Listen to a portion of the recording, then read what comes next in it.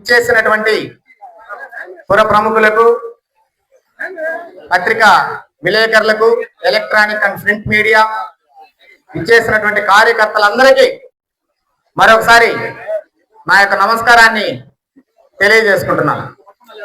కార్యకర్తలందరూ, నాయకులు మాట్లాడారు. వారి యొక్క మనోవేదనని కొంతమంది కార్యకర్తలందరి గుండెల్లో గూడు కట్టుకున్నటువంటి నిగూఢమైన మర్మాలు అందరి మనసులో ఉన్నాయి. ఉన్నాయా లేదా?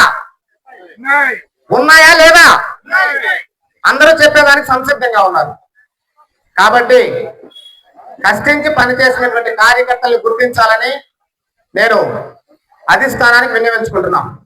2029లో జగనన్నని ముఖ్యమంత్రిగా చేసుకునే దానికి మనమంతా ఈ రోజు అహర్నిశలు శ్రమిస్తామని నేను మనవి చేస్తూ ఉన్నాను.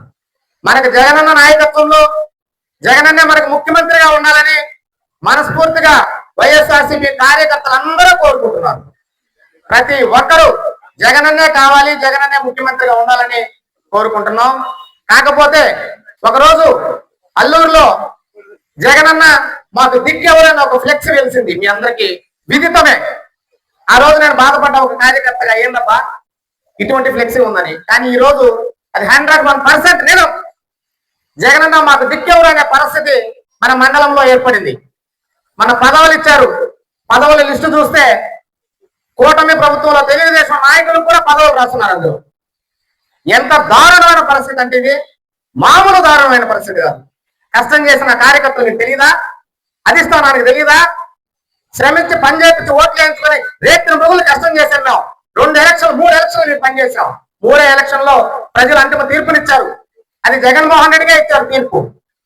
ఎందుకు మీరు ఈ రోజు కష్టించి పని చేసినటువంటి 6 మంది కార్యకర్తలు ఈ రోజు మీరు సస్పెండ్ చేశారు? ఒకసారి ఎలక్ట్రానిక్ అండ్ ప్రింట్ మీడియా వాళ్ళకి నేను మనవి చేస్తున్నాను, వారు సస్పెండ్ చేయడం కాదు, మేము మా పదవులకి రాజీనామా చేస్తాము అని ప్రతి ఒక్కరు ఇంకొకసారి చూడండి. మీ రాజీనామా పత్రాలు పైకి పెట్టాలని మనవి చేస్తున్నాను. ప్రతి ఒక్కరు మా పదవులు మాకు వద్దు అని రాజీనామాలు చేసేదానికి కార్యకర్తలంతా సిద్ధంగా ఉన్నారు. జగనన్న నాయకత్వంలో మన రాష్ట్రంలో రామరాజ్య పరిపాలన కోసం 2029లో మనమందరం నడుం కట్టి బిగించాలని మనవి చేస్తున్నాం. ఇది ఇంతటితో ఆగదు. ఇది ఆరంభం మాత్రమే.